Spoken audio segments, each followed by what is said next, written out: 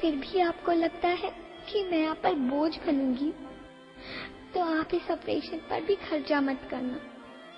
मैं ही भगवान जी से कह दूंगी कि मेरी माँ मेरा मरा मुंह देखे।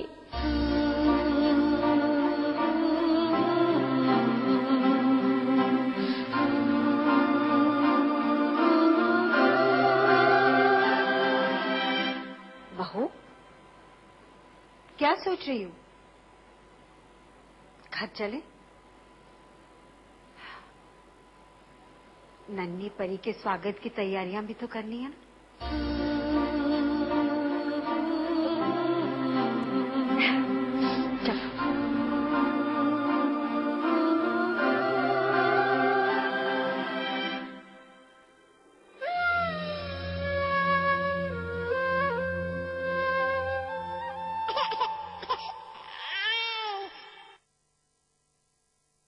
जिंदगी में समझौते हमें कबूल नहीं, ये सीखा है हमने रजनीगंधा बनाने वालों से, जो क्वालिटी से कभी भी कोई भी समझौता नहीं करते।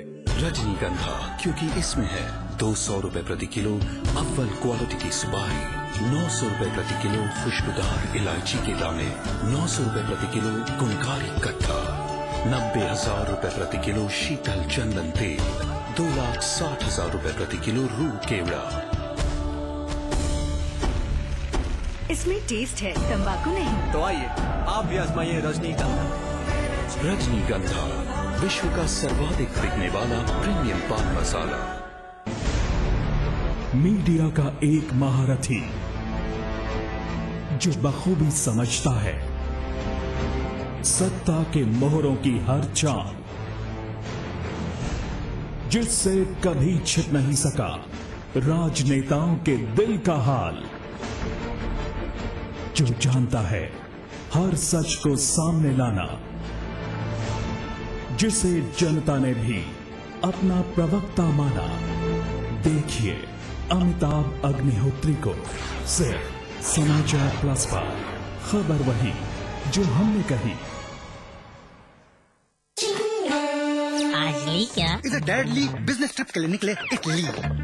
उधर उंगली और जूली का कंबाइंड स्टडी का प्लान बना सीक्रेटली, और भाइयों को भगा दिया फिल्म देखने क्लेवरली। थैंक यू भैया।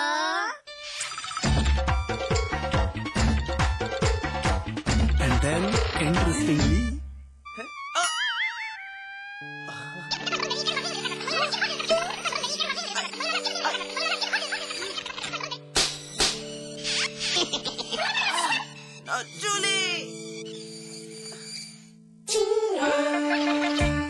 Refreshing mini gums. आज ली क्या?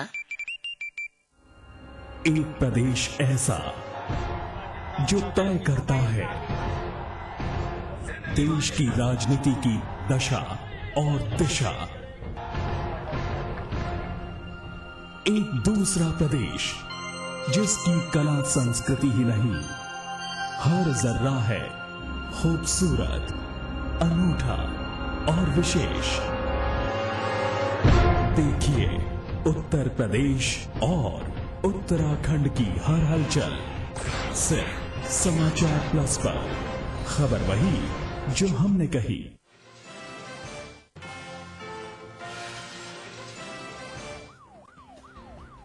और इस वक्त एक बड़ी खबर बांदा से, यहाँ पर अगवा हुए बेटे की उम्र 2.5 साल बताई जा रही है। राइस मिल मालिक का बेटा अगवा कर लिया गया है। राजू गुप्ता नाम है इस शख्स का।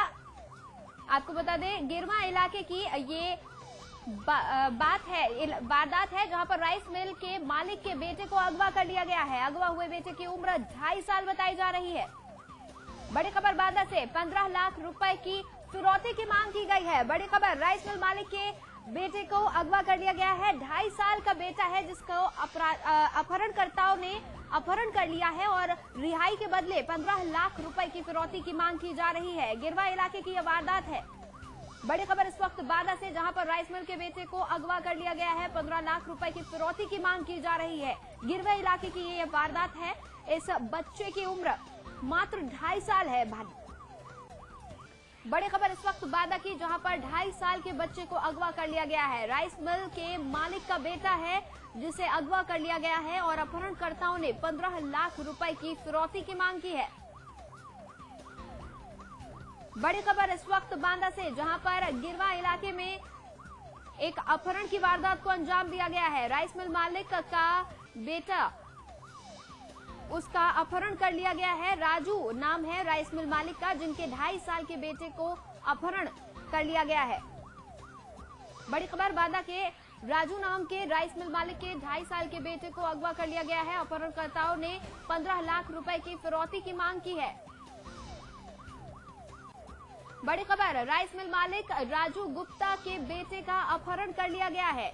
आपको बता दें कि बांदा में राइस मिल चलाते हैं राजू, जिनके 2.5 साल के बेटे को अपहरणकर्ताओं ने अपने चंगुल में ले लिया है। 15 लाख रुपए की फिरौती की मांग की जा रही है। हमारे संवाददाता साबिर खान इस वक्त फोन लाइन पर हमारे साथ जुड़ चुके हैं। साबिर, क्या कुछ है ताजा जानकारी? जी रितिशा, आपको बता दें कि करीबन ये शाम की आसपास की घटना है कि बच्चा बाहर खेल रहा था, अपहरणकर्ताओं ने उसको किडनैप कर लिया। जब घर वालों को जान के बारे में मिली तो उसको उनको पिताजी को बताया कि राइस मिल के मालिक जो है रज्जू गुप्ता, उनका 2.5 साल का बच्चा है, उसको अपहरण किया गया है। जी, अपहरणकर्ताओं के बारे में क्या कुछ अब तक पता चल सका है और पुलिस की कार्रवाई किस दिशा में बढ़ रही है? क्या पुलिस से बातचीत की गई है? जी, आपको बताया अपहरणकर्ताओं की अभी कोई जान पहचान नहीं हो पाई है, लेकिन पुलिस को जैसे जानकारी मिली उन्होंने नाकाबंदी करके छानबीन चालू कर दी। अब अपहरणकर्ताओं ने 15 लाख रुपए फिरौती मांगी है।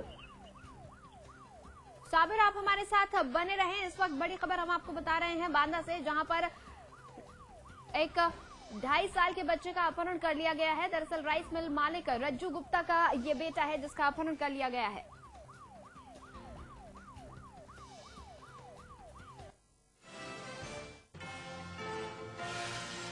और इस वक्त एक और बड़ी खबर बांदा से, बुंदेलखंड के बांदा में धड़ल्ले से चल रहा है जुआ। दबंगों माफियाओं ने बांदा में जुए के कई अड्डे खोल रखे हैं। 24 घंटे के फड़ में करोड़ों के वारे न्यारे किए जा रहे हैं। लोकल अखबार के दफ्तर के पास ये जुआ खेला जा रहा है। करोड़ों का धंधा यहाँ चल रहा है। बांदा के कंचनपुरवा में लोकल अखबार का दफ्तर है। बलखंडी नाका पुलिस चौकी के अंतर्गत ये इलाका आता है। 2 पन्नों के अखबार के मालिक पर भी शक की सुई जा रही है। पहले भी पकड़ा जा चुका है इस अखबार का मालिक। बड़ी खबर इस वक्त, बुंदेलखंड के बांदा में धड़ल्ले से जुआ का खेल चल रहा है। दबंगों माफियाओं ने बांदा में जुए के कई अड्डे खोल रखे हैं। 24 घंटे के फड़ में ये करोड़ों के वारे न्यारे कर रहे हैं। लोकल अखबार के दफ्तर के पास जुआ खेला जा रहा है। हमारे संवाददाता साबिर हमारे साथ फोन लाइन पर जुड़े हुए हैं। साबिर, करोड़ों का हेर फेर यहाँ पर किया जा रहा है। लोकल जो अखबार है उसका दफ्तर भी वहीं पे है और सबसे बड़ी बात, पहले भी जो अखबार का मालिक है उसको पकड़ा जा चुका है। क्या इस बार भी शक की सुई उसकी तरफ घूम रही है? क्या कुछ पुलिस इसमें कर रही है? जी, आपको बता दें कि बलखंडी नाका चौकी स्थित कंचनपुरवा जो मोहल्ला है, वहाँ पे एक लोकल अखबार चलता है। उसी के मालिक के ऊपर ये सुई लटक रही है कि करोड़ों का लाखों को जुआ करवाने का इनके ऊपर आरोप है और कई बार इनको पुलिस पकड़ भी चुकी है। जी, इस बार कैसे भांडाफोड़ हुआ है इस जुए के खेल का?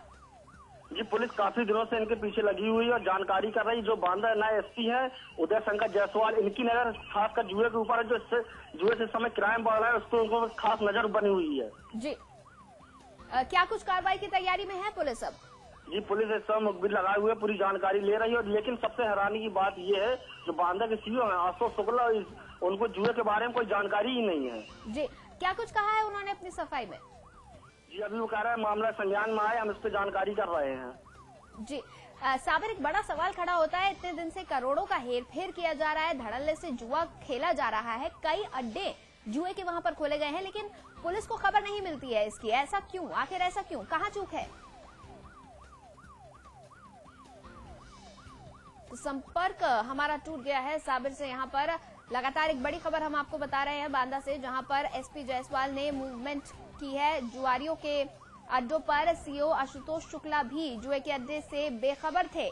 बांदा पुलिस को मोटी रिश्वत दिए जाने के आरोप लग रहे हैं। दरअसल करोड़ों का हेर फेर होता था यहाँ। 24 घंटे के अंदर करोड़ों के वारे न्यारे किए जाते थे। एक लोकल अखबार के दफ्तर के पास ही जुए का अड्डा खोला गया था।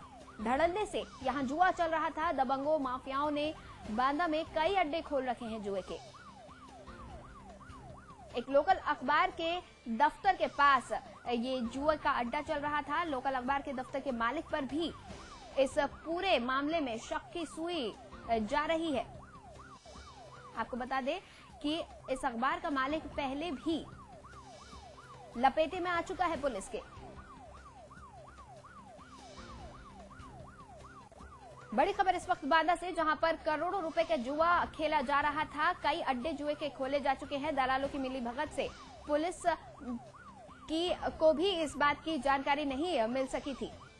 शाम होते ही यहां पर महफिलें सजती थी, लाखों करोड़ों के दांव लगते थे।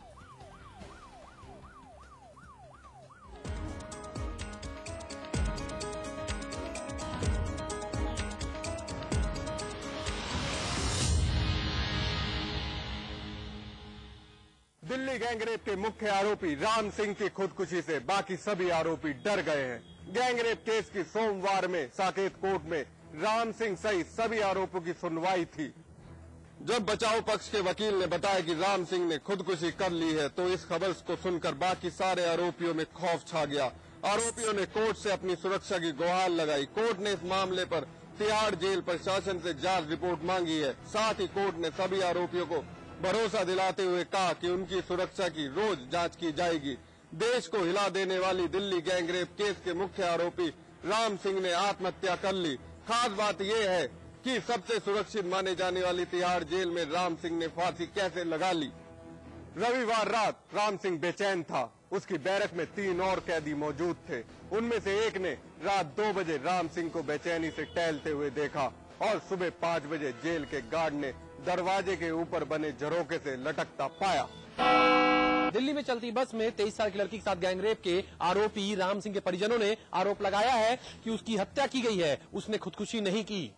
राम सिंह के पिता मांगेलाल ने कहा कि उसके बेटे ने आत्महत्या नहीं की है। वहीं राम सिंह की मां ने आरोप लगाया है कि उसके बेटे को प्रताड़ित किया जा रहा था। राम सिंह के बदन पर कटे के निशान भी थे। उन्होंने कहा कि उसके बेटे ने गलती की थी, जिसे उसने कबूल भी की थी, लेकिन एक बार गलती करने पर भगवान भी माफ कर देता है। उसे पश्चाताप का मौका भी नहीं दिया गया।